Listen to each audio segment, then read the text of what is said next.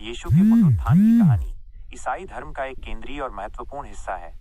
यह कहानी बाइबल के नए नियम में विस्तार से बताई गई है और ये विश्वास का एक आधार स्तंभ मानी जाती है। कहानी के रूप में सारांश।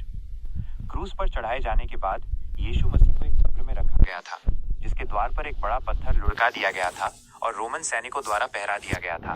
तीसरे दिन रविवार की सुबह कुछ महिलाएं कब्र पर गईं और उन्होंने पाया कि कब्र खाली थी।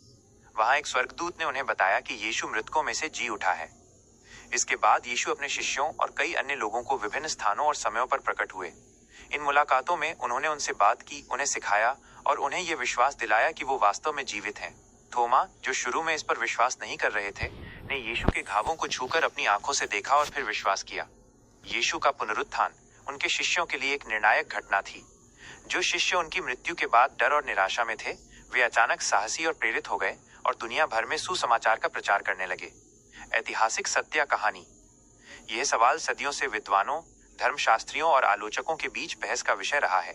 इस पर विभिन्न दृष्टिकोण हैं। पुनरुत्थान को ऐतिहासिक सत्य मानने वाले। खाली कब्र। ये तर्क दिया जाता है कि खाली कब्र का तथ्य, चाहे उसका कारण कुछ भी हो, ऐतिहासिक रूप से सत्यापित है। शिष्यों का परिवर्तन।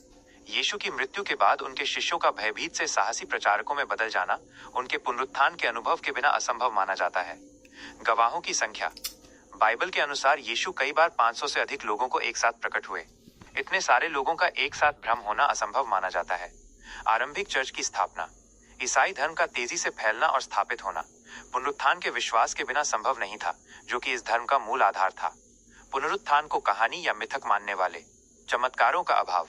आलोचकों का मानना है कि चमत्कारी घटनाओं का कोई वैज्ञानिक या ऐतिहासिक प्रमाण नहीं है और इसलिए उन्हें सत्य मानना तर्कसंगत नहीं है। सामूहिक भ्रम। कुछ विद्वानों का तर्क है कि शिष्यों का अनुभव सामूहिक भ्रम या भावनात्मक कल्पना हो सकता है, विशेषकर दुख और निराशा की स्थिति में। कब्र की चोरी। एक सिद्धांत ये भी है कि शिष्यों ने यीशु के शरीर को कब्र से चुरा लिया था ताकि वे पुनरुत्थान की कहानी गढ़ सकें। हालांकि इस तर्क का खंडन भी किया जाता है, क्योंकि भयभीत और निराश शिष्यों के लिए ऐसा करना बहुत जोखिम भरा होता। अन्य धार्मिक दृष्टिकोण। कुछ धार्मिक विद्वान, जैसे कि संत रामपाल जी महाराज, पुनरुत्थान को एक आध्यात्मिक घटना या अधूरे ज्ञान का परिणाम मानते हैं, न कि एक शारीरिक पुनर्जीवन। निष्कर्ष। यीशु का पुनरुत्थान ईसाई धर्म के लिए एक विश्वास का विषय है और इसके अनुयायियों के लिए ये एक ऐतिहासिक सत्य है।